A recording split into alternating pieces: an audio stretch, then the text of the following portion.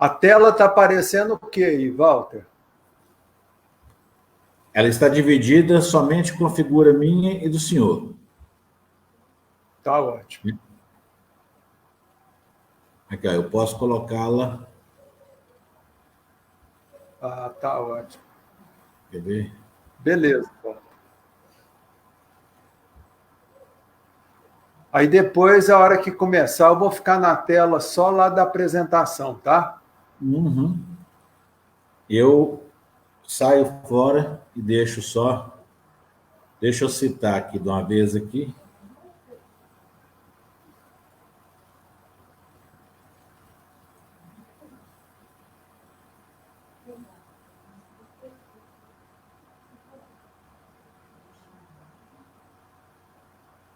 Uhum.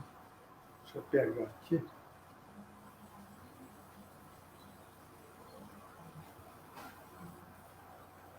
Não apareceu para mim aqui ainda.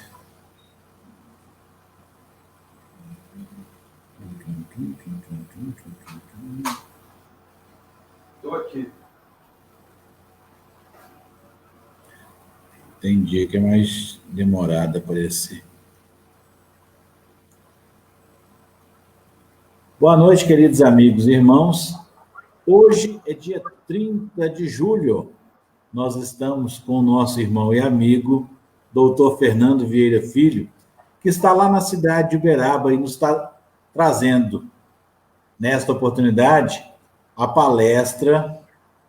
Ele é psicoterapeuta clínico, escritor e palestrante espírita. E ele vai falar para nós a respeito do suicídio inconsciente e consciente e como evitar. Ótimo. Doutor, seja bem-vindo. É um prazer recebê-lo na CESDA. A palavra do senhor.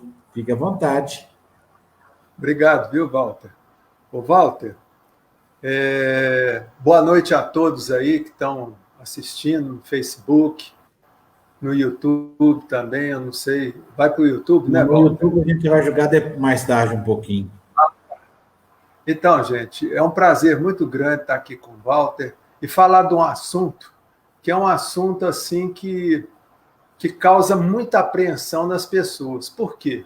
Porque é um assunto que a gente tem visto muitos benfeitores espirituais, os trabalhos que a gente participa, e esses benfeitores sempre falando da questão das pessoas que estão desencarnando antes da hora. Então, quer dizer, o volume de pessoas que estão desencarnando antes da hora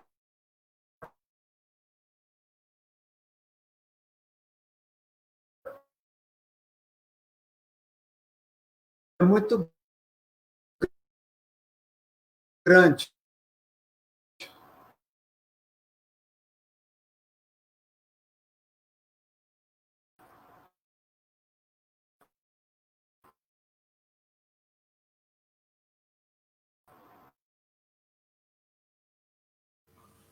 Isso devido a quê?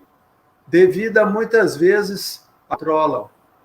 Então, quer dizer, vamos dizer assim, tóxicas, elas somatizam doenças muito graves, em geral, doenças circulatórias, doenças autoimunes. Por quê? Questão emocional, questão do nosso... Vou apresentar isso. Então, aqui nós vamos falar sobre essa questão do suicídio inconsciente, porque o suicídio consciente, gente, todo mundo sabe como é que é. Tá? A pessoa sabe, a pessoa usa alguma coisa contra ela de forma consciente. Ela busca o autoextermínio de forma inconsciente. Mas o que está fazendo muita gente retornar para o plano espiritual antes da hora, que é o grande problema, que muitas vezes configura num suicídio inconsciente. Tá? É exatamente isso que nós vamos ver aqui, a questão das emoções, tá? E a questão do nosso inconsciente. Então, primeiro nós vamos ver, viu, gente? Vamos definir o que é consciente e o que é inconsciente. Olha só, vocês estão vendo aqui um iceberg. Esse iceberg, gente, aquela pontinha lá em cima, é o que sai da água. Mas olha só, tudo isso aqui, ó, por baixo, também é iceberg, tá? Então, essa ponta aqui em cima, nós chamamos de consciente. E isso perfaz a nossa mente em torno de 5%. A grande parte, olha bem, é o inconsciente. Então, vocês estão vendo, gente, que a questão inconsciente ela é muito mais pesada. Olha só, se a gente for imaginar aqui, ó, eu vou pegar essa garrafa aqui de gel, de álcool gel, olha bem, essa pontinha aqui, ó, eu vou chamar de consciente. E essa parte toda aqui é o consciente. Agora, olha, gente, o que tem mais peso? Olha só. Tá vendo como é que é? O peso do inconsciente é muito grande. E a maioria das pessoas não sabe lidar com o inconsciente. Aliás, nós humanos temos uma dificuldade muito grande para lidar com esse inconsciente. Tá? Porque tem muitos problemas que a gente passa na infância, e encarnações passadas, que estão aqui, ó, arquivados nesse inconsciente, tá? Nessa parte aqui, ó. Então, aqui nós vamos encontrar o quê? Nós vamos encontrar todos os arquivos de nossas existências passadas, tá certo? E aqui, ó, é o consciente. O que é o consciente? O consciente é aquela parte da nossa mente que a gente tem escolha, que eu posso escolher sim ou não, fazer o que é certo, fazer o que é errado, mas isso é só 5%. O resto é inconsciente. É por isso que a gente tem que preocupar, gente, com essa questão do suicídio inconsciente, porque ela é muito sutil, tá certo? E a gente vê aí as estatísticas do suicídio consciente. Quer dizer, tudo isso tem estatística, tá? Do suicídio consciente. Então, hoje a gente sabe, por exemplo, que a cada 44 segundos no mundo, uma pessoa suicida. Tá? Então, quer dizer, isso é estatística do suicídio consciente. Mas o suicídio inconsciente, gente, nós não temos estatística nenhuma. Nós não temos dado matemático nenhum, tá? Porque é sutil. Muitas pessoas, muitas vezes, fazem uma doença como um câncer, de forma inconsciente, muitas vezes para quê? Para fugir da vida. Tá certo? Para fugir da vida. E vocês vão ver por quê. Então, vamos passar aqui para frente. Isso. Principal causa que leva ao suicídio, gente. Olha bem, toda pessoa que suicida de forma consciente, ela está deprimida. Tá? Então, a depressão é a principal causa que leva ao suicídio consciente. Mas ela leva também, gente, ao suicídio inconsciente. Tá? Olha só. A depressão é uma doença de autoextermínio, gente. É, autoextermínio. Que a pessoa faz, muitas vezes, de forma inconsciente, tá? Ou, às vezes, por uma questão situacional reativa, que eu vou mostrar lá na frente os tipos de depressão, tá? E essa depressão, ela leva, muitas vezes, a pessoa a isso aqui, ó. A consciente e o inconsciente buscando de forma o autoextermínio. Então, vamos ver aqui, ó. Então, eu vou mostrar para vocês aqui rapidamente, gente, o que vem a ser a depressão. Nós temos, basicamente, dois tipos de depressão. A depressão reativa, que é aquela depressão situacional, tá? E a depressão endógena, que é aquela depressão que vem de dentro para fora. É aquela depressão que a gente, muitas vezes, não controla e não sabe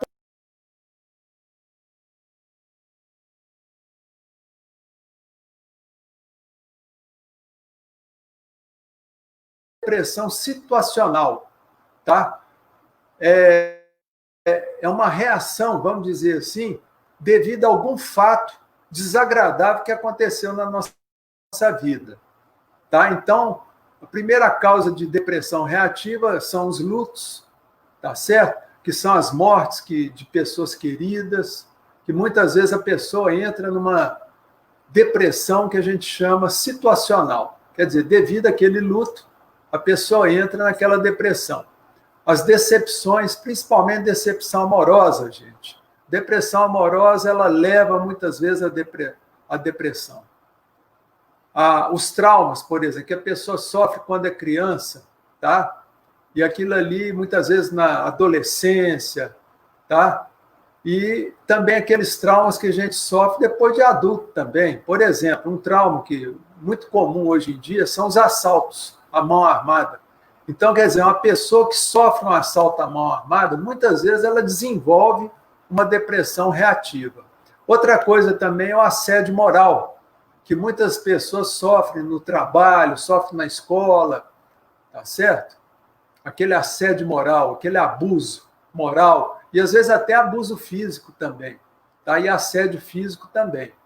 E depois o estresse intenso, que é o estresse, por exemplo, que a pessoa tem nesse dia a dia, por causa de preocupações que ela tem, por causa de um trabalho que muitas vezes é difícil, tá? Muitas vezes a gente vê isso muito em funcionário de banco, tá? Porque os bancos eles exigem muito dos gerentes, subgerentes que estão ali trabalhando com metas, às vezes metas até difíceis de alcançar.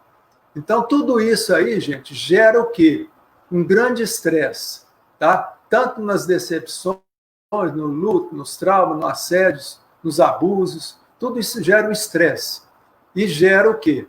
Essa depressão reativa. Quer dizer, a pessoa começa a ter dificuldade de dormir, fica com ansiedade muito grande, tá? Ou às vezes dorme demais, depois não quer acordar, não quer ir para trabalhar, quer uma série de coisas. E essa depressão reativa, gente, ela é fácil de tratar.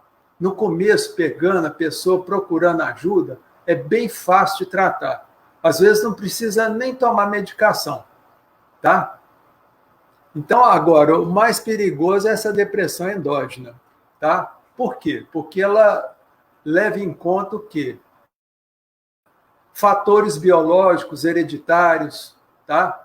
Tanto genéticos quanto epigenéticos, tá? Que são fatores ligados a quê? As condições de vida que a pessoa tem, tá? Então, quer dizer, tem também os traumas que são inconscientes. Por exemplo, criança está lá com 3 anos de idade.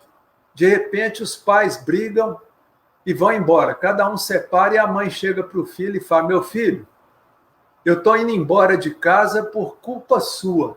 Olha só, joga a culpa na criança. Aquilo ali vira um trauma, tá certo? Ou às vezes uma criança vê o pai batendo numa mãe, tá certo? Ou às vezes por outros motivos. Então, quer dizer, todos esses traumas inconscientes que estão lá na infância, aquilo ali muitas vezes pode ser o quê? Gerador de uma depressão na fase adulta, tá? E essa depressão endógena, que é a mais perigosa e que é de tratamento mais complicado um pouco, que precisa de medicação, e a medicação, no caso da depressão, gente, é um medicamento que vai o quê? Ele vai estabilizar os sintomas da depressão. Quer dizer, não quer dizer que o medicamento vai curar a depressão. Porque para curar a depressão, a pessoa precisa o quê? De um tratamento multiprofissional, tá? Tratamento psicológico, psicoterapêutico, junto com tratamento médico-psiquiátrico, com a medicação. Quer dizer, a medicação ela vai servir nesse momento como se fosse uma bengala, para a pessoa colocar o quê? A casa interna dela em ordem. Tá certo? Então, outra causa também são causas existenciais que a gente que é espírita, a gente sabe que tem um peso muito grande na nossa vida, principalmente lá no inconsciente, tá? Coisas que a gente aprontou lá no passado e que geram uma culpa, que a gente chama de culpa existencial. E essa culpa muitas vezes leva a pessoa a fazer uma depressão, tá? Então, quer dizer, e aí às vezes a pessoa às vezes passa a vida inteira com aquela depressão, tomando aquele monte de medicamento, tá? E não resolve muito, tá? Porque na realidade, gente, o medicamento é uma ferramenta de apoio no tratamento da depressão. O medicamento em si, sozinho, ele não cura a depressão, tá? Porque para tratar a causa da depressão, a gente tem que tratar o quê? Esses fatores que vocês estão vendo aí, os traumas, coisas que estão lá no passado. Outra coisa também, gente, que causa esse tipo de depressão é a pessoa não saber dizer não. Então, é aquelas pessoas boazinhas que passam a vida inteira querendo agradar todo mundo, que não sabem falar não. Agora eu vou falar sobre isso com mais detalhes aqui no próximo slide. Olha só, não. Olha só essa palavrinha, gente. Eu vou até pôr setinha aqui, ó. O não é a palavra mais abençoada que tem, gente. Por quê? Porque o não nos livra de um monte de coisa nessa vida, tá? Você vê, a falta do não, muitas vezes, faz com que muita gente caminhe para os vícios, porque não sabe falar não para os amigos, tá? Ou, às vezes, a pessoa comete um crime, alguma coisa, não saber falar não.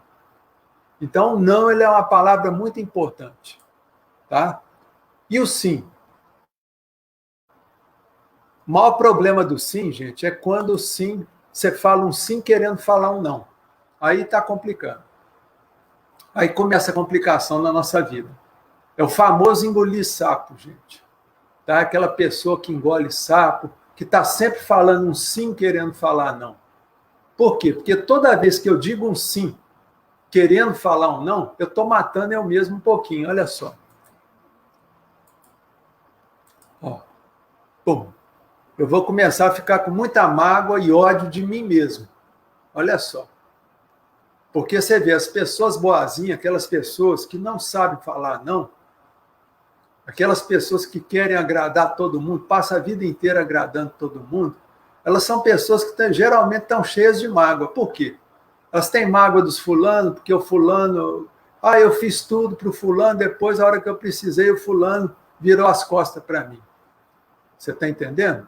Então a pessoa vai ficando magoada, mas a maior mágoa que ela tem é dela mesma, dela ter sido boba a vida inteira. Tá certo? Então a gente vê, por exemplo, o exemplo do Cristo. O Cristo sabia falar, não doesse quem doesse. Vocês veem, por exemplo, o Cristo naquele episódio em que ele expulsou os vendilhões do templo e falou, não aceito isso aqui, que é a casa de Deus. E o Cristo, literalmente, ele foi lá e expulsou todo mundo. Derrubou as barraquinhas, usou até um chicotinho de bater em burro para expulsar a turma. Então, quer dizer, o Cristo sabia falar não. Outro que sabia falar não era o Chico. O Chico também sabia falar não, Chico Xavier. Embora fosse uma pessoa caridosa, boa, o Chico não era bobo, tá? E ninguém passava a bola debaixo da perna do Chico. O Chico era danado. Outra pessoa também emblemática, também, que sabia falar não, é a Madre Teresa de Calcutá. A Madre Teresa de Calcutá era uma mulher arretada, boa, mas não era boba. Ela sabia pontuar. Então, quer dizer, gente, essa questão do sim, sim e não, não é muito importante. Por quê, gente? Olha só, aqui eu mostrei para vocês, ó, que geralmente a pessoa mais afetada com isso é a gente mesmo, que não sabe falar não. E quando a gente começa a ficar com muita mágoa da gente, o que acontece? A gente entra numa situação em que a gente busca o quê? O autoextermínio. Olha só que coisa forte isso. E geralmente, quando a gente começa a ficar cansado da gente mesmo, cheio de mágoa da gente mesmo, a gente faz uma doença que é a depressão. Por quê? Porque a depressão é uma doença que vai me tirar da vida. Vai. Tira sim, gente. Tá? Muita gente acha que depressão não mata. Mata. Mata de dois jeitos. Olha só. Mata através de suicídio consciente, que a pessoa pega algum instrumento para auto-exterminar, tá certo? De forma consciente. Tá certo? Então, aí a gente vê, por exemplo, toda pessoa que suicida, toda pessoa que comete ou tenta cometer suicídio, vocês podem ver que ela está deprimida, tá? Ou estava fazendo tratamento de depressão, ou parou com medicação, porque tem outro detalhe também. Se a pessoa está tomando medicamento antidepressivo, gente, não pode parar de supetão. Por quê? Porque quando você toma um medicamento antidepressivo durante um longo tempo, você gera no seu organismo o quê? Uma tolerância. E essa tolerância ela tem que ser o quê? Desmamada, tá? Aos poucos. Então tem muita gente que para com a medicação de supetão e comete suicídio. Por quê? Porque quando você para de supetão com a medicação que você está tomando, o que acontece? Os sintomas da depressão, olha só, os sintomas, eles voltam como se fosse um tsunami. E você tem outra crise depressiva, às vezes até mais violenta. E muita gente suicida quando para de tomar medicação de supetão. Então, sempre que for tomar medicamento antidepressivo, procurar o médico. Ou quando quiser parar também, procura o médico. Porque aí ele vai programar o quê? Um desmame. Tá? O que é o desmame? É uma dessensibilização química do medicamento. Da mesma forma que quem toma muito corticoide, por exemplo, também tem que desmamar. Tá? Quem toma aí Rivotril também tem que desmamar. Tá? Não pode parar de supetão. Tá certo, gente? E a depressão, ela leva a outras circunstâncias, gente, que é o suicídio inconsciente, que nós vamos ver logo após. Tá certo? Então, realmente, a depressão é uma doença que mata. Viu? Então, a gente tem que procurar o quê? A gente tem que procurar se respeitar. Falar não quando for não. Porque senão a gente vai cair naquela de que todo mundo que é amigo da gente é amigo da gente pela utilidade que a gente tem. E não pelo significado. Olha só. Tá? Então, quer dizer, a pessoa é boazinha, ela é útil. Todo mundo gosta dela por causa da utilidade dela. E não pelo significado dela. Por isso que quando uma pessoa boazinha começa a falar não, os amigos começam a tudo virar as costas. Tá? Mas aí a pessoa, ao invés de ficar lamentando, ela tem que falar, oh, meu Deus, muito obrigado por esse livramento. Quer dizer, menos gente vai ficar no meu cangote aí me pedindo as coisas. Olha só, fique atento a esses sinais, gente. Olha só. Tem vontade de morrer, de desistir, de sumir da vida, procure ajuda. Não pode brincar não, gente. Tá? Porque a depressão ela é muito sutil. Quer dormir e não acordar mais, procure ajuda. A vida perdeu sentido, procure ajuda. Sofreu uma decepção e perdeu a vontade de viver, procure ajuda, gente. Tá? Procure ajuda profissional. Tá? Porque a vida, nossa, ela é muito preciosa. E a gente vai ver mais sobre isso. Tá? Então, vamos falar aqui do suicídio consciente. O suicídio consciente é muito simples. Tá? Olha só. Olha, gente. Antigamente, as pessoas que bebiam podia muitas vezes ser considerado suicídio inconsciente, mas hoje não, gente.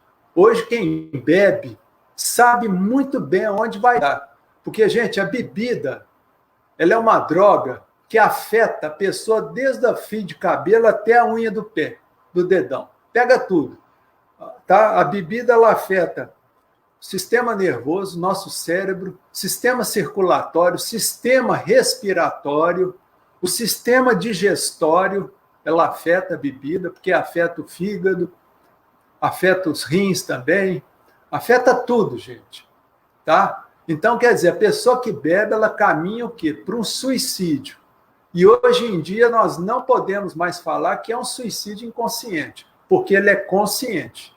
A pessoa sabe disso. E geralmente a pessoa que bebe muito, alcoólatra, também tem a comorbidade, quer dizer, tem relação muito grande com a depressão.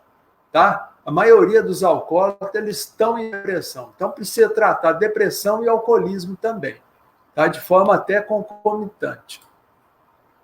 Outra coisa que antigamente podia ser considerado um suicídio inconsciente. Vocês lembram lá do André Luiz, né? O André Luiz fumava, bebia, mas naquele tempo não tinha os estudos que tem hoje, provando por A mais B que o cigarro mata, gente. Olha só, isso aí, ó, essa foto que eu coloquei, tá?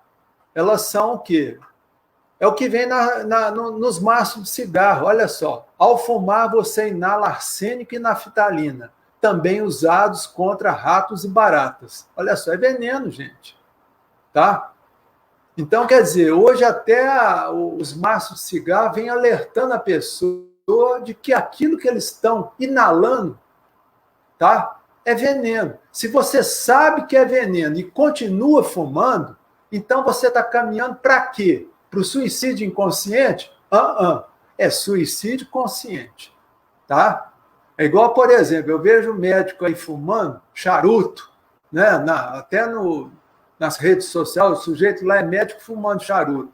Quer dizer, ou ele é um charlatão, é um besta, ou é um bobão. Por quê? Porque o médico sabe direitinho como é que faz mal o cigarro. Tá? Então, vamos tomar cuidado com isso, que isso já não é mais suicídio inconsciente.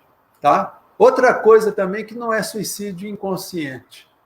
É suicídio consciente mesmo. São as drogas. Todo mundo sabe que a droga pode levar à morte.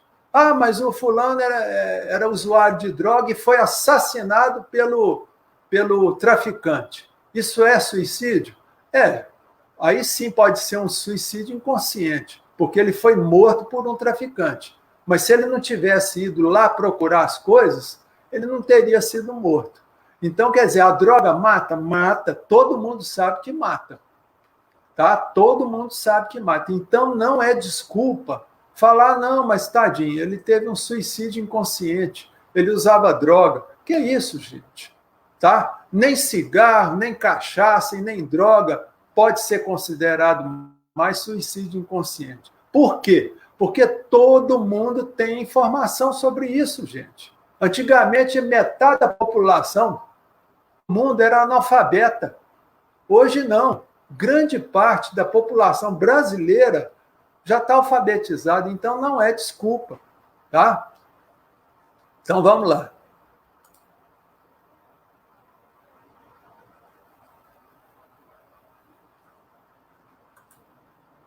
Olha só.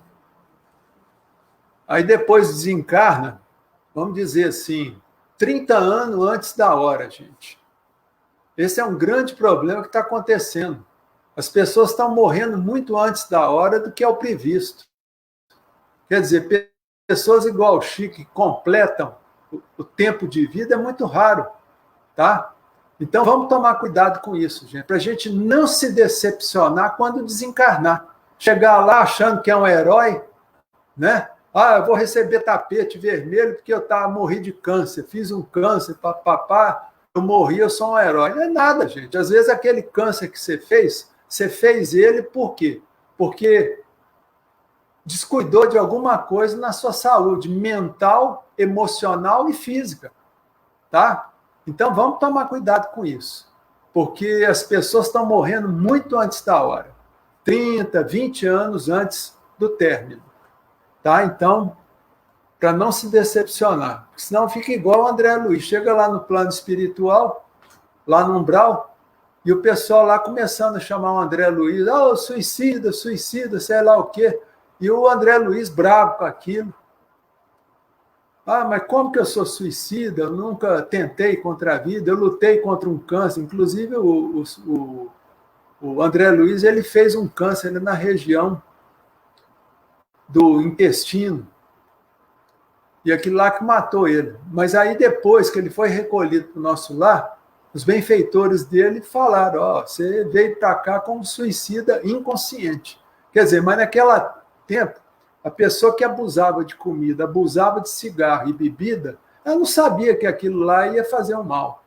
Tá igual hoje, a gente tem informação. Então, vamos ver aqui. Aqui um caso aqui também, gente. Esse caso é muito interessante. Por quê?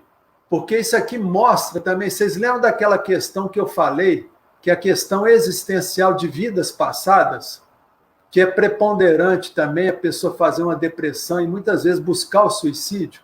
Olha só, gente, tem uma história do Chico que ele conta, está lá naquele livro Chico de Francisco, de Adelino Silveira.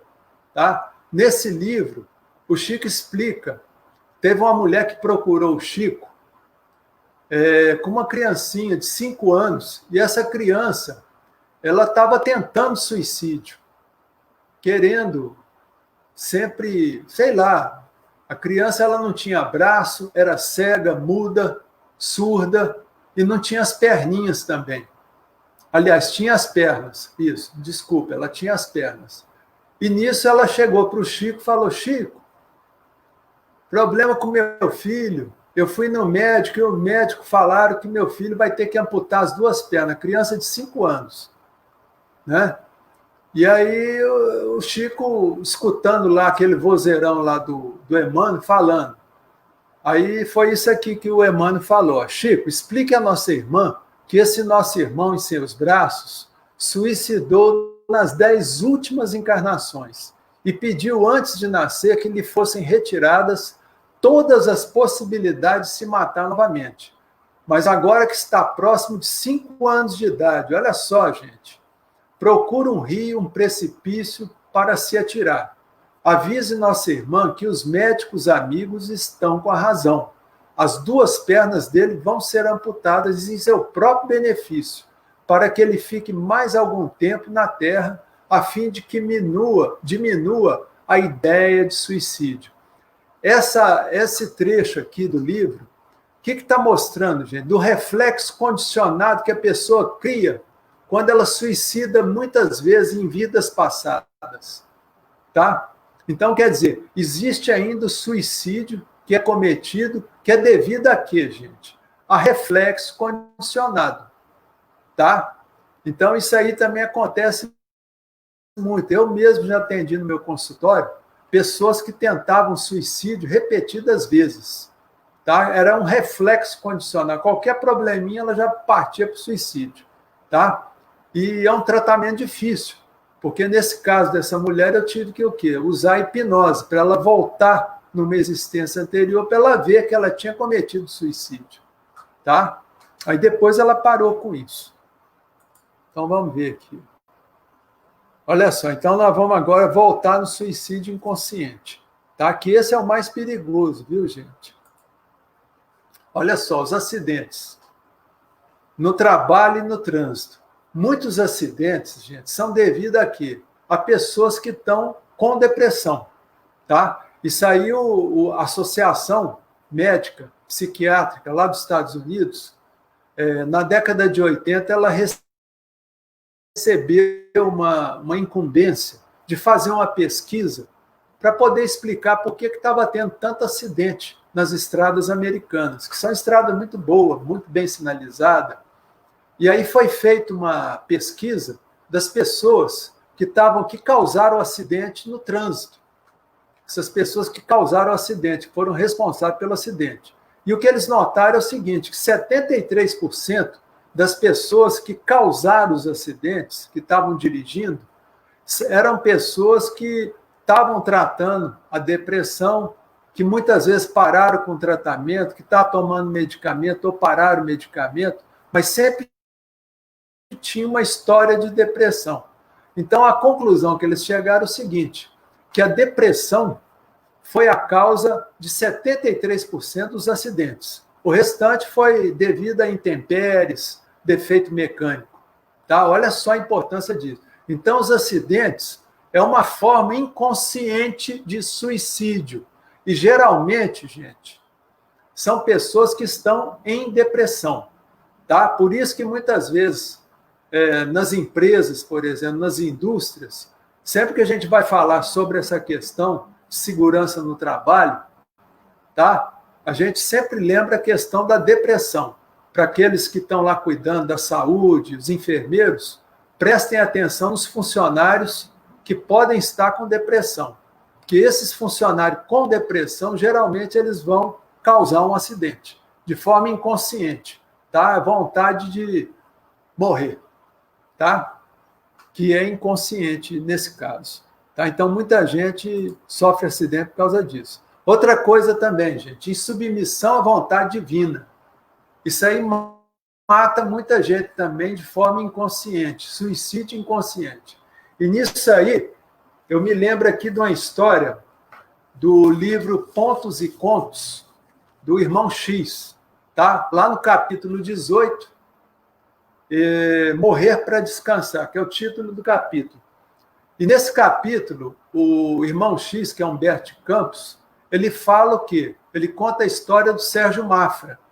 Esse Sérgio Mafra, o que ele era? Ele era um trabalhador espírita, um trabalhador muito dedicado à causa espírita, tudo. Mas ele tinha um problema, gente.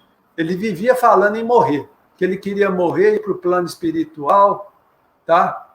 E muitas vezes ele tinha uma mediunidade muito boa, e nessa mediunidade ele conversava com benfeitores. O benfeitor dele era o irmão Ricardo.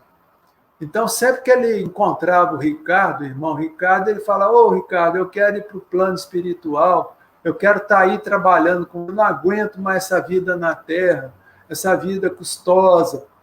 E aí aquela reclamação diária, ele sempre reclamando, reclamando, reclamando.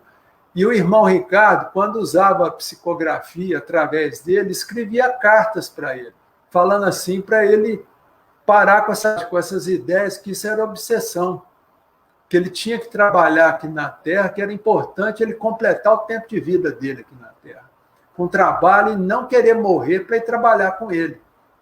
Tá? Que ele tinha que aproveitar a bênção da vida, mas o Sérgio Mafra é um sujeito insubmisso à vontade de Deus. Ele vivia reclamando: mas Deus foi muito injusto comigo, tal, eu não quero estar aqui, eu quero estar aí trabalhando, tal. E foi essa clamura durante anos, essa reclamação.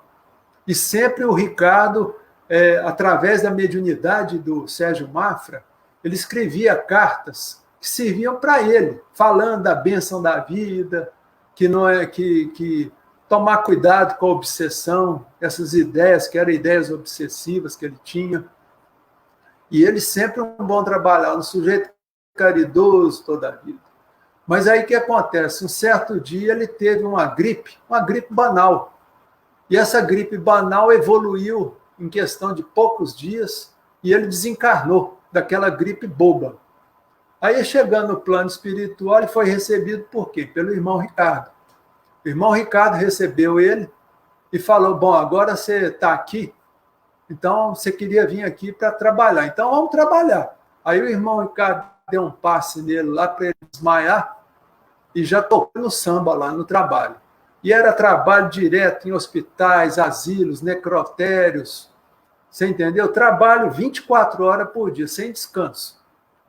E aí passou 2 semanas, o Sérgio Mafra novamente reclamou, deu grito: Ricardo, eu não aguento mais, eu não consigo nem conversar com você, eu quero descansar, esse trabalho é muito estafante. Aí foi a hora do Ricardo ficar bravo com ele. Falou: bom, Sérgio Mafra, você não fez o que quis? Você não morreu de uma gripe banal? Quer dizer, você morreu muito antes da hora. E agora você chega aqui e fala que quer que eu te deixe aí descansar? Não, você nunca deu valor na sua cama, você dormia 8 horas por dia, acordava cedo, tomava um café, ia trabalhar, depois voltava do trabalho, descansava, e depois ia trabalhar na doutrina espírita, encontrando os amigos, sempre com descanso, sábado e domingo. Você nunca deu valor nisso. Agora, o que acontece? Você fez força para desencarnar. Cometeu um suicídio inconsciente. Tá? Por quê? Porque você travou todo o seu sistema imunológico para poder desencarnar de uma gripe boba. Agora, o que acontece? Eu não posso te deixar de qualquer jeito, porque senão as trevas vão te pegar. Tá? Então, você vai trabalhar comigo durante anos. Tá? E é isso aí, a história do Sérgio Mafra da insubmissão à vontade divina. Tá? Então, quer dizer, a gente tem que tomar cuidado. Porque, por exemplo, tem gente, que um filho querido tem um câncer e morre. Aí a mãe começa a falar: meu Deus, eu quero morrer, eu quero encontrar meu filho. Eu já vi casos assim. E o que aconteceu? Passou 2 semanas, a mãe morreu também, de uma pneumonia boba, que começou numa gripe, evoluiu para uma pneumonia. E morreu bobamente. Aí chegou no plano espiritual e tomou o quê? Tomou lá uma esfrega. Por quê? Porque morreu antes da hora. Causou a própria morte de forma inconsciente. Tá? Então, nós temos que tomar cuidado com isso. Porque toda vez que a gente pensa em morrer, tá? Qual é o primeiro sistema nosso que a gente vai começar a debilitar? A nossa mente vai debilitar o sistema imunológico. Tá? Aí o sistema imunológico ficando com problema, o que acontece? Você pode ter uma infecção, você pode fazer um câncer, tá certo? Ou uma doença autoimune. Então é muito sério isso, gente. Vamos ter paciência com a vida.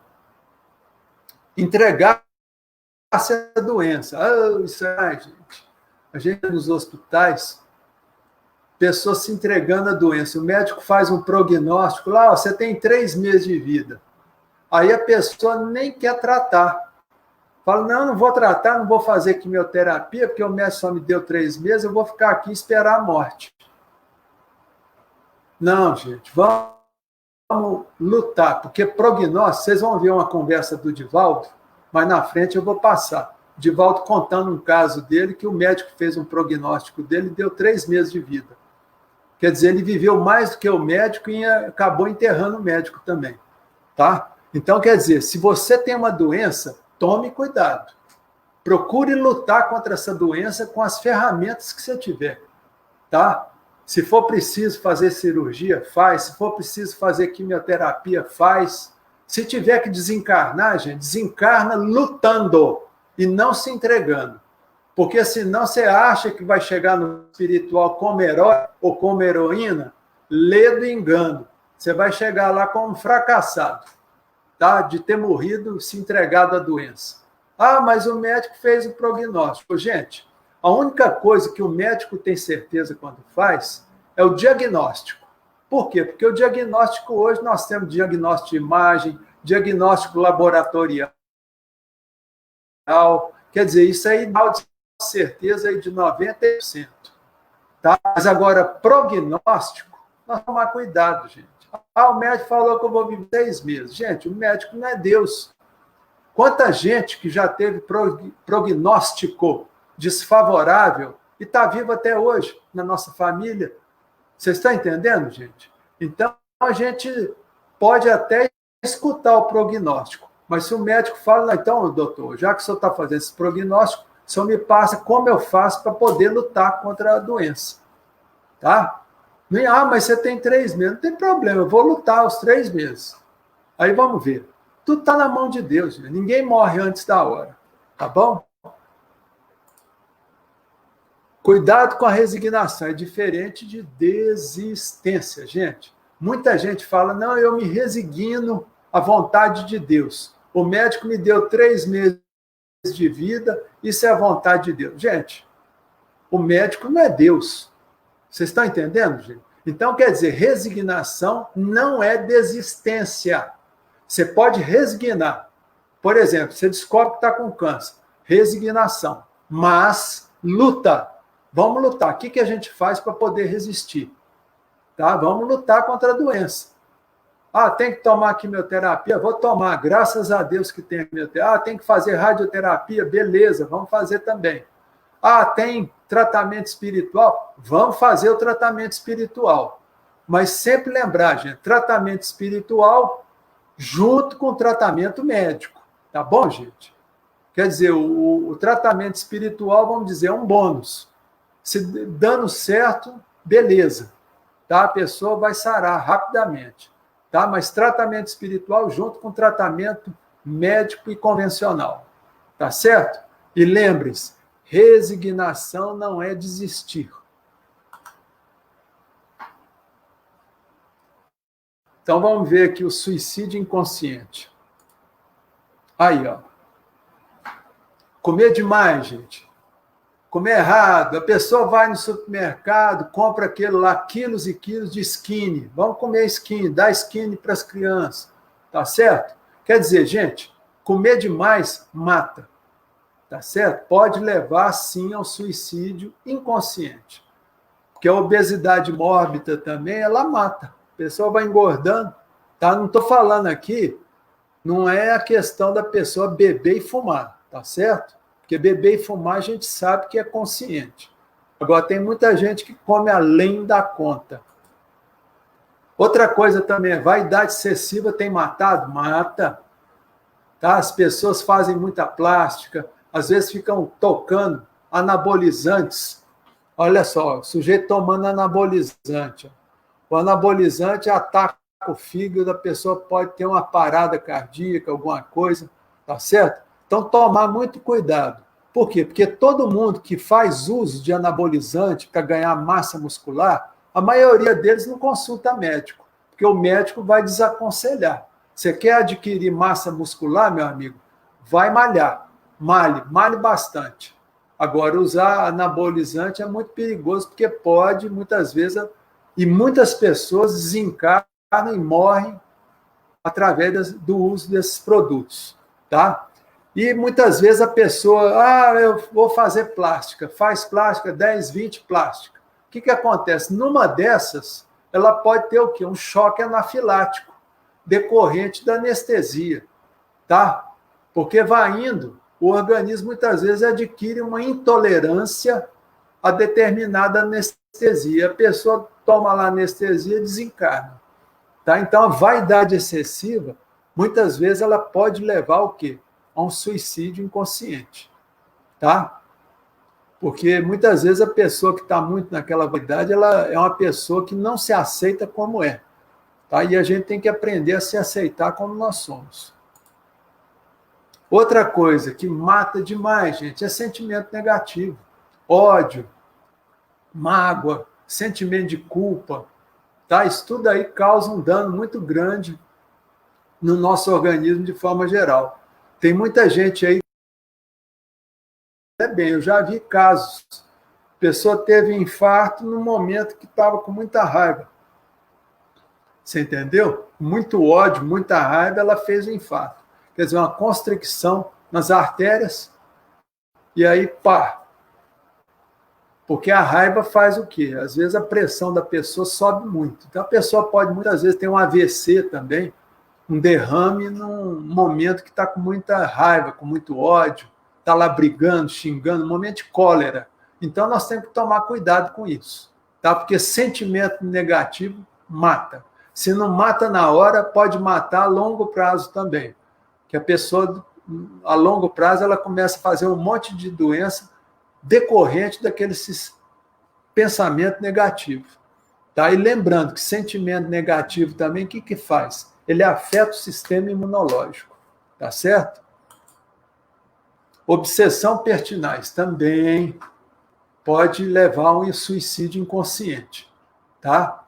Eu já vi caso de pessoa que suicidou devido a uma obsessão muito forte, tá?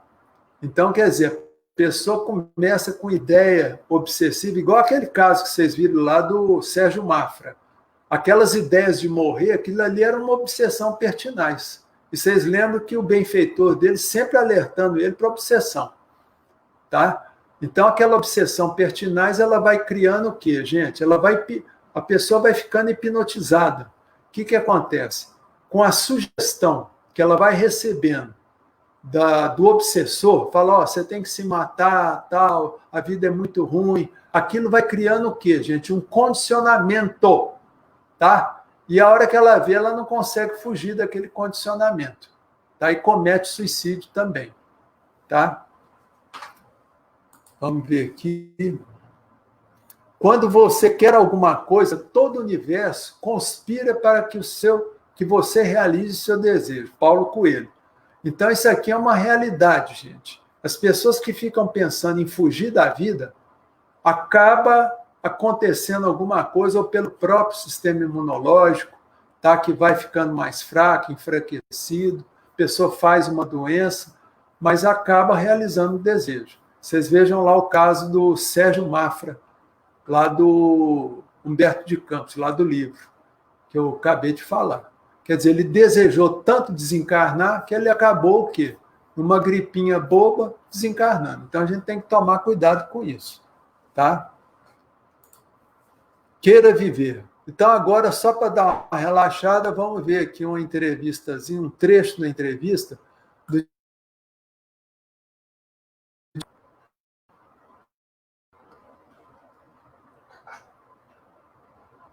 Espera aí.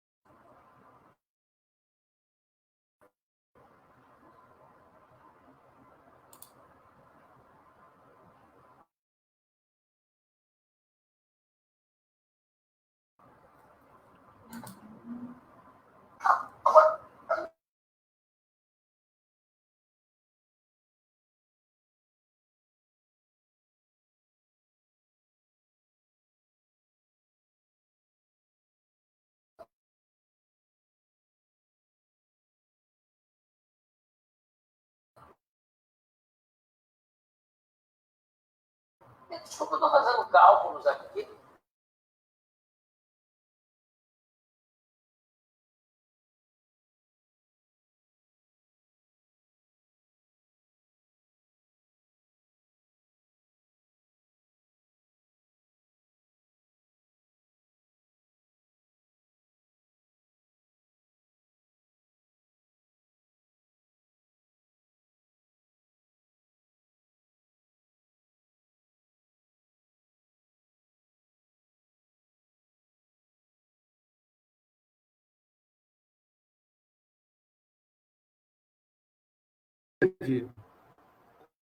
Quando ele estava aí com uns 80 e poucos anos, ele teve um infarto e teve que fazer uma cirurgia. E o médico deu 3 meses de vida para ele. Fez um prognóstico e deu 3 meses de vida. Aí o Divaldo falou, tudo bem, né? Vamos continuar tratando. Aí o que acontece? Os 3 meses passaram, já passaram anos, contou o seguinte, que ele enterrou o médico dele veio a desencarnar e ele foi no enterro do médico. E o Divaldo hoje está com 93 anos. Tá? Se não me engano, é isso aí. Tá? Então, quer dizer, é um momento assim bem legal, que a gente não deve acreditar em quê? Em prognóstico médico. Tá? Diagnóstico, sim. Você pode acreditar e confiar. Mas no prognóstico, não. Por quê? O prognóstico é um exercício de futurologia. Quer dizer, ninguém futuro, só Deus. Então, vamos ver aqui. Suicídio, uma tragédia evitada. Primeira coisa, gente, a gente se conscientizar do processo depressivo. Tá? Se a gente está começando a pensar em suicídio, em morrer, em fugir da vida, em se autoexterminar, lembra disso. Tem uma depressão que está em curso. Então, vamos tratar, vamos. Tá? Outra coisa, buscar tratamento médico e terapêutico para a depressão. Tá? E depressão não é uma brincadeira, gente. Porque muitas pessoas falam, mas isso é frescura, isso é aquilo, isso é ignorância, gente. Não é frescura nenhuma, é uma doença seríssima. E é uma doença que a gente pode falar que mais mata. Por quê? Porque a depressão, naturalmente, ela é a mãe, olha bem, ela é a mãe da maioria das doenças. Você vê, muita doença decorre da depressão. Então, vamos buscar tratamento. Outra coisa, para qualquer doença, lutar pela vida até o limite das forças. Tem que secar o bagaço e fazer tratamento convencional. Você pode buscar tratamento espiritual e deve buscar tratamento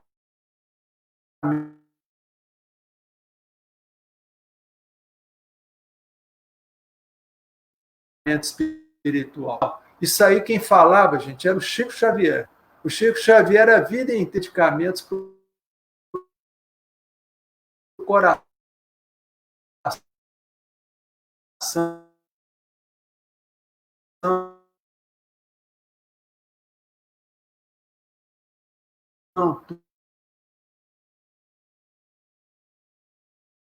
Tudo.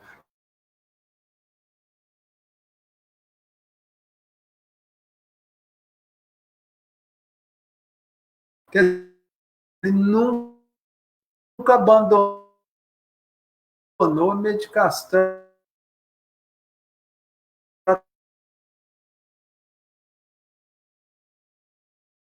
tratamento convencional. Doença é procurar secar o BTI, velho, até o desligar o aparelho lá, tal, dela. Eu acho o seguinte, isso é opinião minha. Nós não devemos entender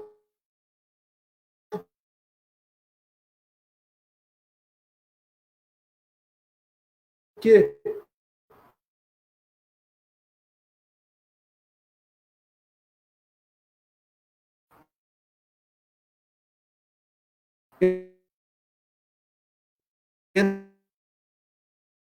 entre a eita, bom para ela, tá? Cuidar uma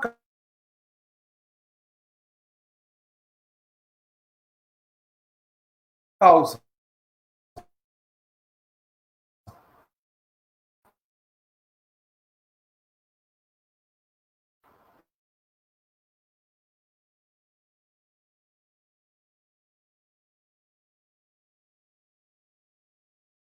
E uma causa que naturalmente não é boa. Se a gente está sofrendo, é porque engendrou no passado. Então, quer dizer, não é bonito sofrer. Também não achar que aquilo ali é aquela questão. Porque eu vejo muitas vezes gente vem no meu consultório com a sacola de medicamento. Ah, doutor, toma aqui. Ah, eu estou tomando esse, está tomando isso. Está isso. E lutar. E não se entregar. Suicídio, tragédia que pode ser evitada, gente. É bem. Cuidado com a hipnose do smartphone. Gente, vocês estão com o aparelho aqui? Toda vez que eu fico aqui fixando o olhar com um aparelho desse, eu fixo meu globo ocular. E muitas vezes, para a gente entrar no estado de transe hipnótico, basta você fixar o globo ocular durante 3 minutos em algum objeto, você já está entrando em transe. Está no estado de consciência alterado. E o smartphone, gente, esse smartphone, ele muitas vezes leva a gente a entrar em estado alterado de consciência. E nesse momento que a gente entra no estado alterado de consciência, que é o transe hipnótico, vem um obsessor e começa a falar na sua cabeça, a vida é muito ruim, a vida é uma tragédia, olha, você tem que acabar com essa tragédia na sua vida, a única solução é a morte. Isso aí, gente, tem acontecido muito com jovens. Vocês veem, por exemplo, que a faixa de 10 a 14 anos, a taxa de suicídio aumentou 200%. 200% por causa disso aqui. Ó. As pessoas entram em sites, tudo, e fica ali hipnotizado, ali os espíritos obsessores falando besteira na sua cabeça. Tá? Então, isso, tomar cuidado. Tá? A hora que começar a usar o smartphone, procura fazer uma prece rapidinha, liga o pensamento a Jesus, fala, Jesus, me dê proteção enquanto eu estou aqui verificando aqui alguma coisa no aparelhinho. Tá bom? Eu, por exemplo,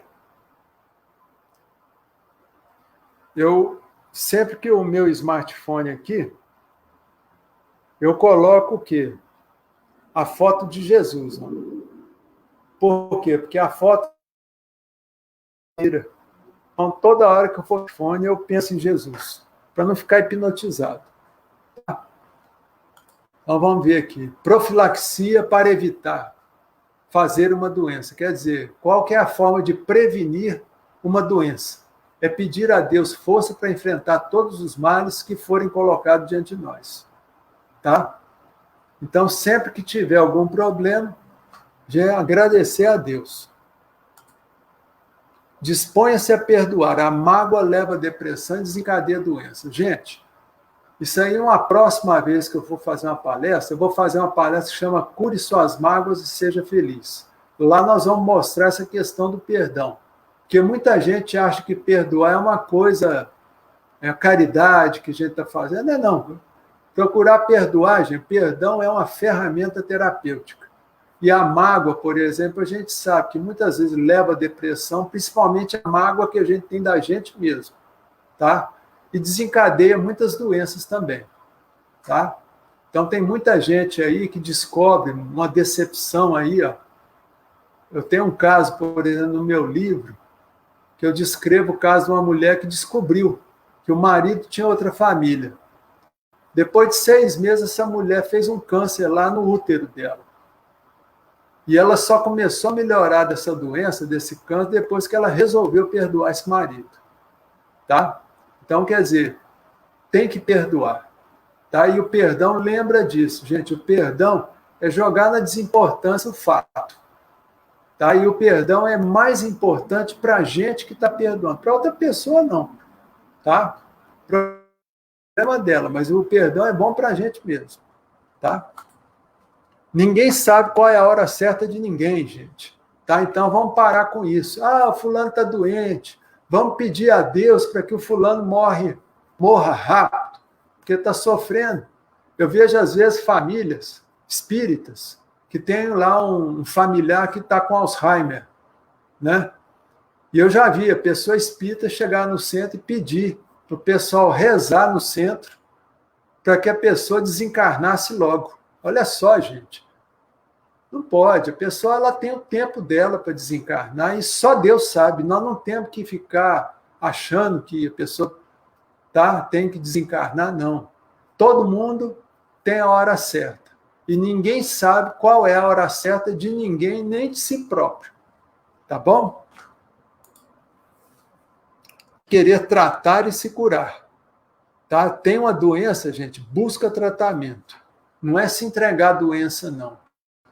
Porque se você entrega a doença fingindo que está resignado, olha bem, não, eu sou resignado, eu me entrego ao câncer. Não. A resignação é você também resistir à doença. Tá? Não tem nada a ver com desistência, como eu falei lá atrás. Tá? Então, quer dizer, tem uma doença, tem que tratar e querer se curar também. Tá? Tem que buscar e lutar. Porque, não, tudo bem, no fim vai morrer, morreu, desencarnou, não tem problema. Mas, pelo menos, você chega no plano espiritual com a consciência tranquila, que você lutou. E isso aí os benfeitores espirituais vão levar em conta, que você lutou. Você caiu de pé. Tá? Não desanime com o prognóstico médico desfavorável. Nós já falamos sobre isso. Terapia para a cura das doenças. Bom, olha bem, gente, a pessoa está cheia de doença, tá? Então, o que acontece? Isso aqui é uma terapiazinha que é por escrito, tá? Então, como é que funciona? Vocês vão pegar uma folha de caderno, tá? 21 folhas de caderno, 21, tá? Folha de caderno, e escrever: eu declaro que me perdoo e quero viver. Vocês vão escrever de cima até embaixo, tá? Assim, pega a folha e escreve de cima até embaixo, só do lado da folha, durante 21 dias. Tá certo? A frase: eu declaro que me perdoo e quero viver. Porque isso aí é lá no inconsciente nosso, gente. E mudar o padrão nosso. Tá? Então, aquelas pessoas que estão cheias de doença, podem fazer essa terapia da cura. Tá? Eu declaro que me perdoo e quero viver. Eu declaro que me perdoo e quero viver. Vocês vão escrever durante 21 dias. Depois de 21 dias, vocês pegam essas folhas e queimam ela. Tá? E queimam. Porque a queima ela é simbólica para o nosso inconsciente. Tá? É uma forma da gente estar renovando e jogando no lixo aquela mágoa que muitas vezes a gente tem da gente mesmo. Tá? Porque é o que eu sempre falo, é mais fácil a gente perdoar uma outra pessoa, mas dificilmente, gente, a gente sabe se perdoar. Então, nós temos que procurar nos perdoar. Tá bom? E agora nós já estamos chegando no final, Walter. Acho que tem mais um slidezinho aqui. A vida é aqui e agora. Aproveite. Beleza, isso aqui, né?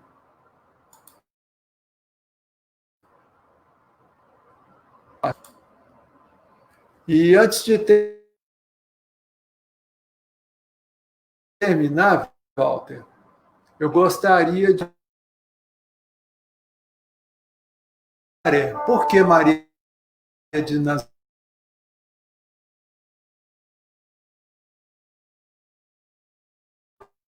Por quê? Porque a gente sabe que Maria Santíssima, ela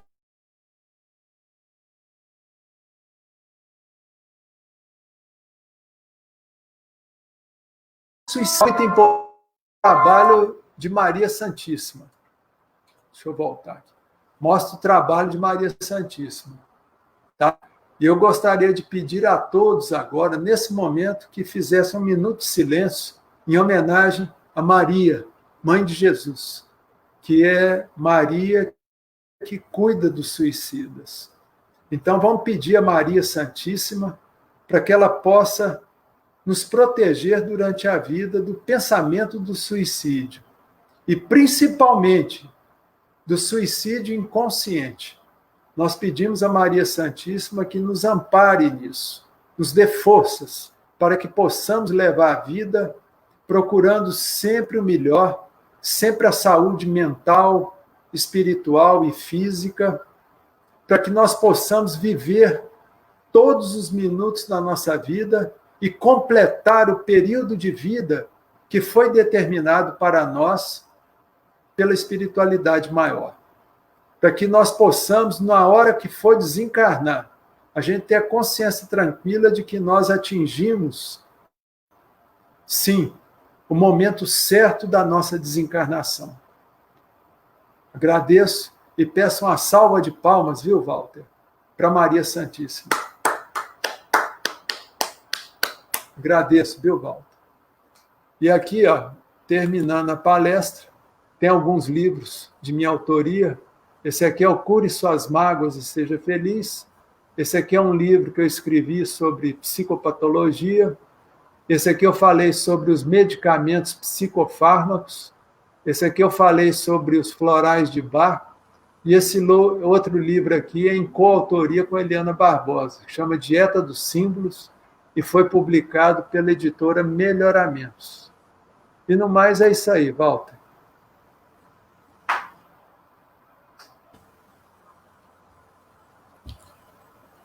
Tudo bom, Walter? Doutor, muitíssimo obrigado. Nós não combinamos nada, mas, se eu me permite, no capítulo 28 do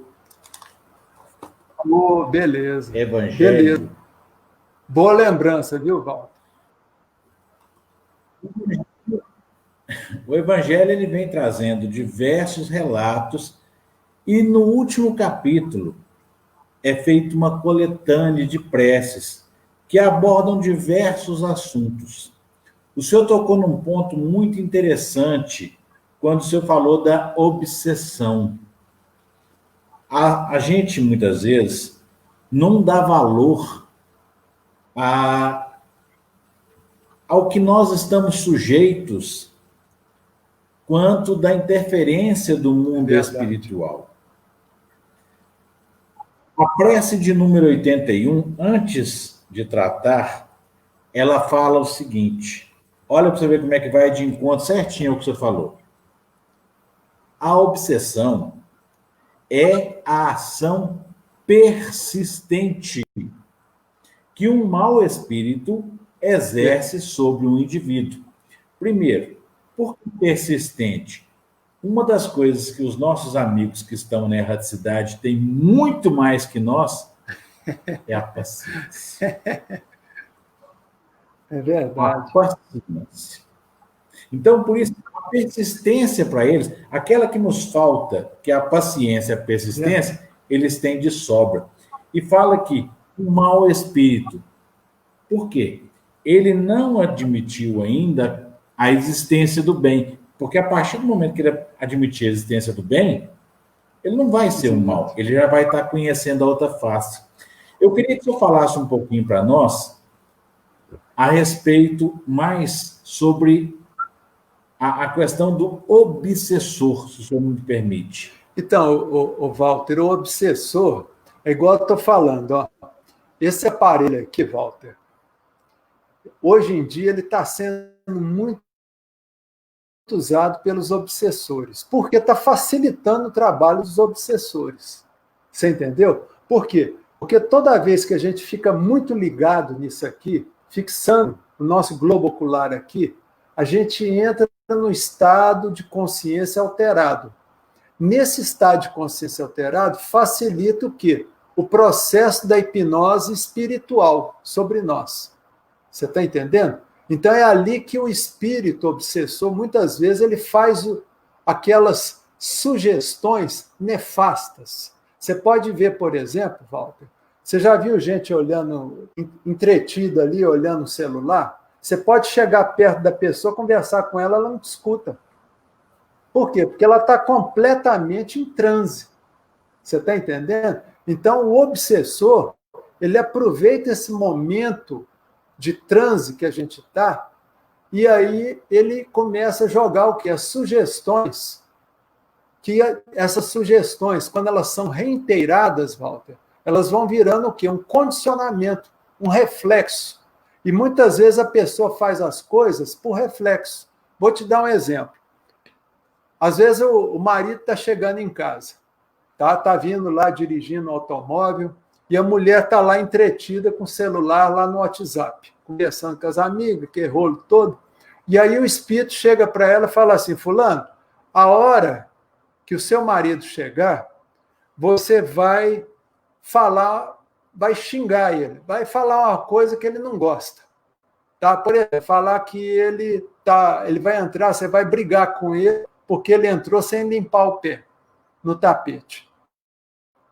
Tá?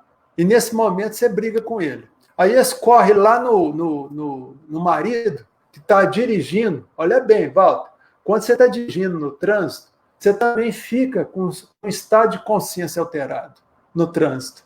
Muitas vezes você está dirigindo, você nem sabe. Na hora que você chega lá na sua casa, você fala: gente, como é que eu cheguei aqui? Nem percebi. Ali o espírito corre ali também e fala: ó, sua mulher vai falar para você limpar o sapato. Vai brigar com você, você vai gritar com ela mais alto ainda. E aí a confusão está feita. Você vê, por exemplo, e o marido chega em casa, a mulher fala: limpa o sapato, o marido dá o grito. O que você está achando? Que você é minha mãe, não sei o que tem, que errou, e começa, que bate-boca. Que muitas vezes surge de besteira, Walter. Entendeu? E assim também é com o filho. O filho está lá entretido nesse troço aqui, ó. A mãe chama para almoçar, o filho dá o grito lá: não vou almoçar, e começa aquela confusão toda. Você está entendendo, Walter?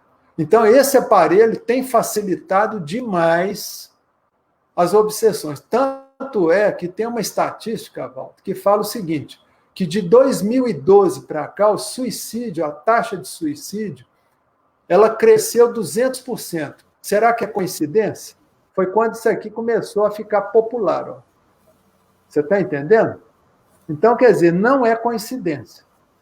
Você entendeu, Walter? Porque antes, por exemplo, um obsessor, para te atacar, ele tinha que aproveitar o momento que você estava dormindo, no começo ali do sono, para poder começar a fazer sugestões. Tá? Então, quer dizer, hoje não, a tecnologia tem facilitado muitas obsessões, tá? Principalmente esse tal de smartphone, que é uma telinha pequena. Você entendeu, Walter? Vamos falar para os nossos amigos e irmãos que estão assistindo, acaso eles tenham alguma pergunta, por favor, pode passar aí, através dos comentários do vídeo no Facebook, que eu repasso para o doutor Fernando aqui. Doutor, o senhor falou uma outra coisa muito importante, que a maioria das pessoas não tem conhecimento. É o poder que nós temos de doutrinar, e não é só os desencarnados, não, aqueles que estão na erradicidade, não. É como se fosse uma terapia. Fala para nós um pouco a respeito do que o senhor acabou de comentar aí, dessa sugestão que a gente pode fazer. Digamos, nós temos um filho que está sendo problemático. A gente sentar, enquanto ele está dormindo, porque quem dorme é o corpo físico. Exatamente. Fala a respeito dessa sugestão que a gente pode. Essa sugestão, por exemplo, é o seguinte: você tem um filho problemático, às vezes até marido problemático também, viu? Isso é bom para as mulheres também. Às vezes o marido está lá começando a cachaça, que é trem, e está difícil, não adianta conversar com ele conscientemente, viu, Walter? Mas aí essa técnica, por exemplo, de você conversar com a pessoa no estado de sono. Então você espera a pessoa dormir, seja filho, seja marido, seja esposa, e aí você evoca, olha bem, Walter, você vai evocar o espírito da pessoa. Você fala assim: fulano, senta aqui na cama, na beirada da cama, quer dizer, o espírito. E aí você conversa com esse espírito de uma forma tranquila. Fala: ó, fulano, agora que você está fora do corpo, vamos conversar de adulto para adulto.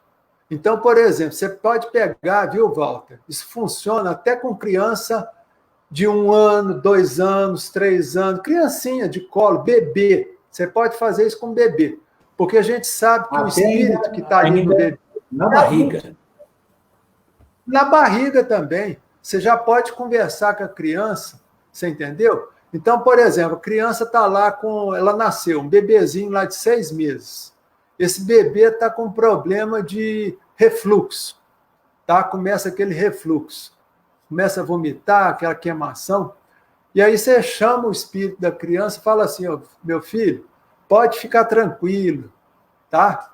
A vida é boa, você pode confiar no papai, na mamãe que você tem, fica tranquilo, não precisa ficar com medo, eu sei que não é fácil reencarnar. E aí você vai doutrinando aquela pessoa, tá? Durante o sono, Walter.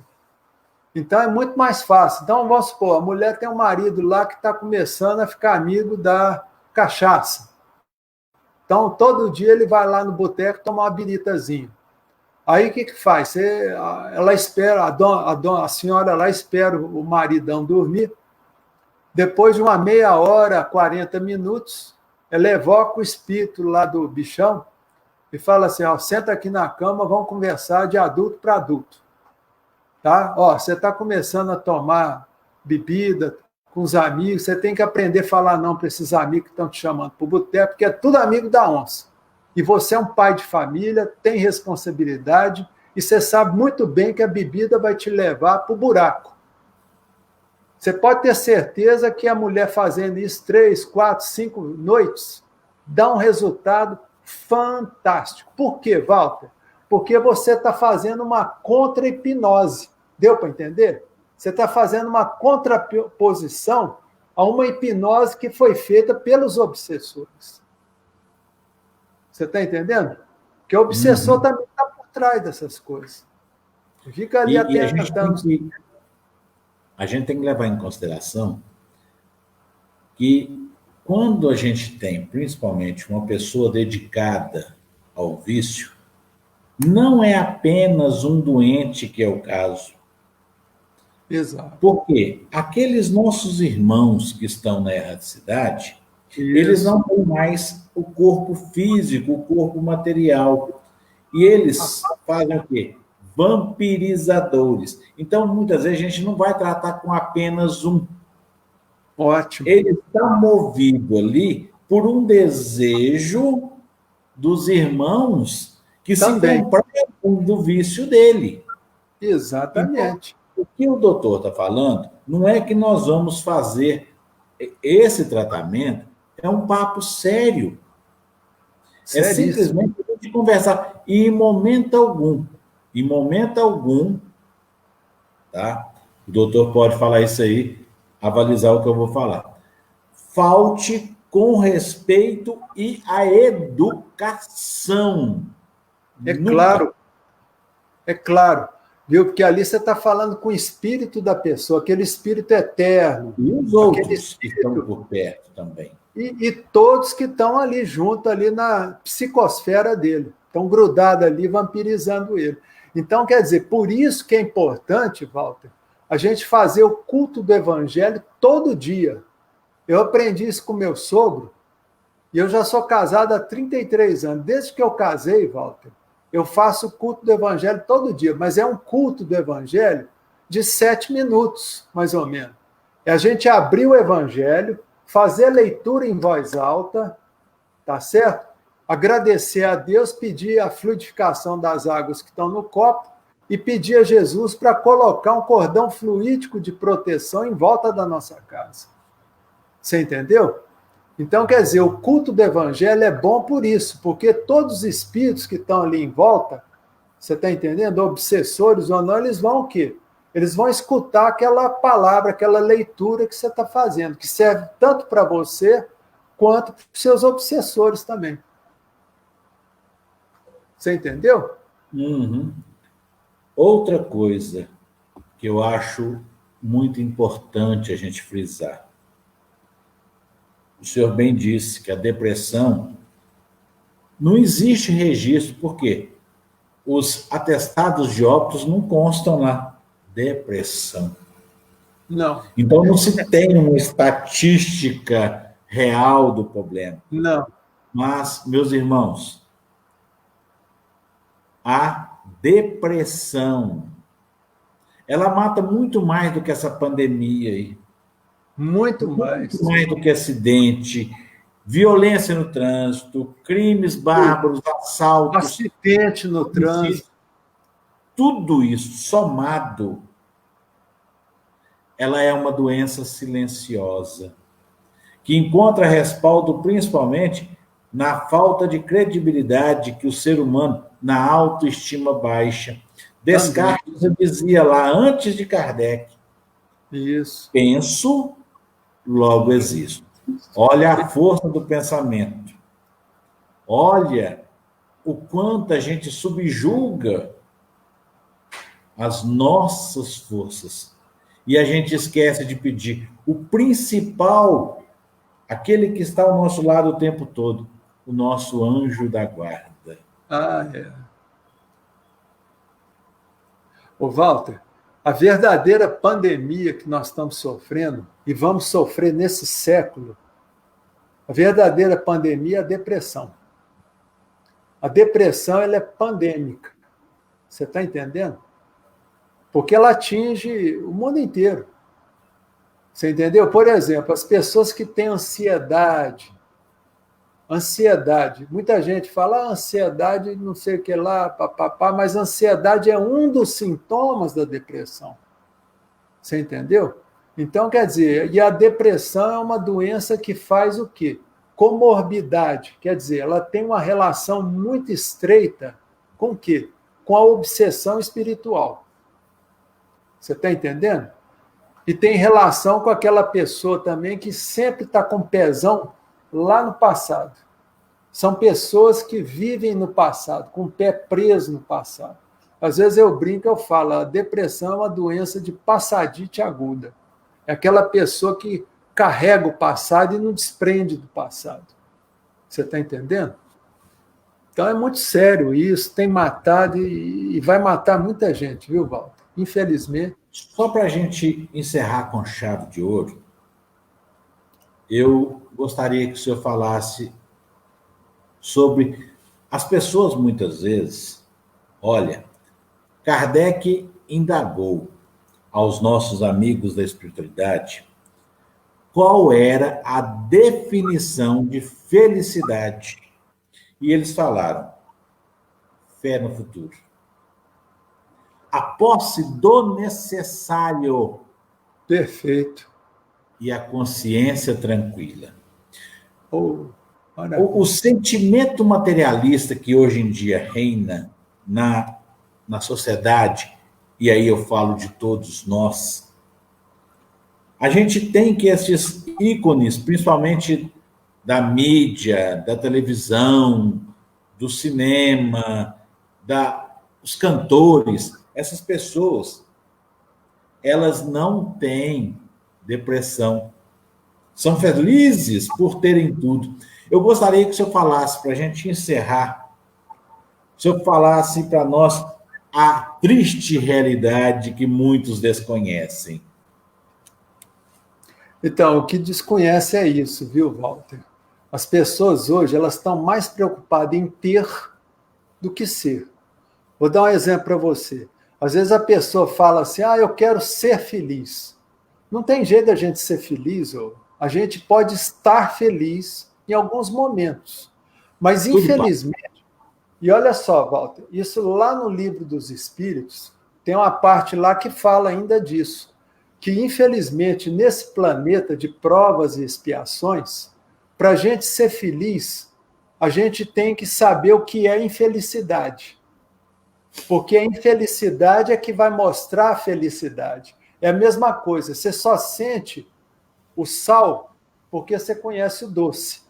Quer dizer, são os contrastes que a gente tem. Você está entendendo? Para você perceber a luz, você tem que estar na escuridão. Então, quer dizer, para a gente perceber a felicidade, Walter, a gente tem que passar por momentos de infelicidade.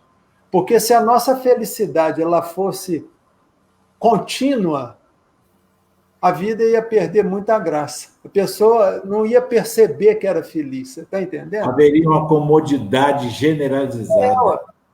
Você está entendendo? Então, quer dizer, a pessoa só vê a felicidade porque ela já passou pela infelicidade. Então, ela percebe a felicidade. Você entendeu, Walter? Então, é muito interessante isso. Então, quer dizer, a gente vê aí os artistas tudo buscando aparecer em mídia, isso, como se aquilo fosse importante. Né? Tudo passa, a beleza deles passa. Você entendeu? E a única coisa que fica é isso aí, é a bondade da pessoa, é o caráter, é a consciência tranquila, igual você falou.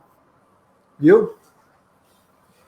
Então é bacana. Eu, só para encerrar, essa semana nós tivemos a participação da Virgínia Wilson, esposa do Calci, lá de Goiás.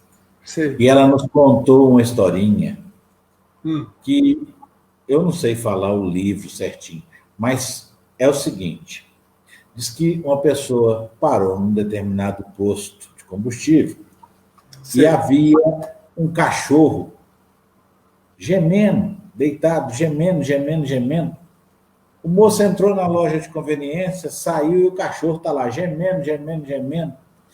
Aí ele não aguentou, virou para o frentista e falou assim: mas por que vocês não fazem alguma coisa por aquele cachorro? Ele está num sofrimento. Aí o frentista pegou, da sua simplicidade e sabedoria imensa, a dor que você está sentindo ainda não é suficiente para tirar de lá, está deitado em cima de um prego. Ah, meu Deus! Bom, gente, vamos fazer o seguinte: bendita dor. Bendita dor. Bendita dor. Doutor, muitíssimo obrigado pela oportunidade. Eu que agradeço. Aí As portas estão abertas. Meus irmãos, lembrando que no dia 3 de agosto, o nosso Evangelho das 9 horas terá a explanação do doutor Fernando. Beleza. É o novo membro da equipe da CESDA, Casa Espírita Seara do Divino Amigo. Nós estamos só assinando um contrato com esse pessoal. Doutor, tá bom. Oi. Para encerrar, eu vou te dar mais uma tarefa, se o senhor me permite. Pois não. O senhor tem liberdade. O senhor faz para nós uma prece de encerramento, por gentileza? Faço sim. Divino Mestre Jesus, nós te agradecemos as bênçãos deste momento que passamos aqui e rogamos, Jesus, aos nossos benfeitores espirituais o amparo e agradecemos o amparo a esses mesmos benfeitores. E rogamos, Jesus, que abençoe e ilumine a todos aqueles irmãos que se dizem nossos inimigos. Possam eles, Jesus, nos perdoar. E assim, Jesus, com muita alegria e muita confiança, nós iniciamos esse trabalho em Teu nome, Jesus. E em Teu nome nós encerramos. Sê conosco, agora e sempre. Que assim seja. Amanhã, o Evangelho das 9 horas terá a participação do Juninho Martins.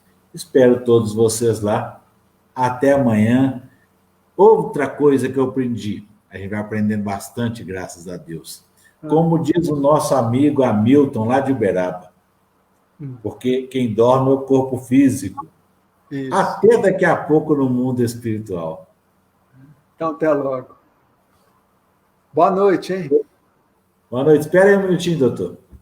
Tá.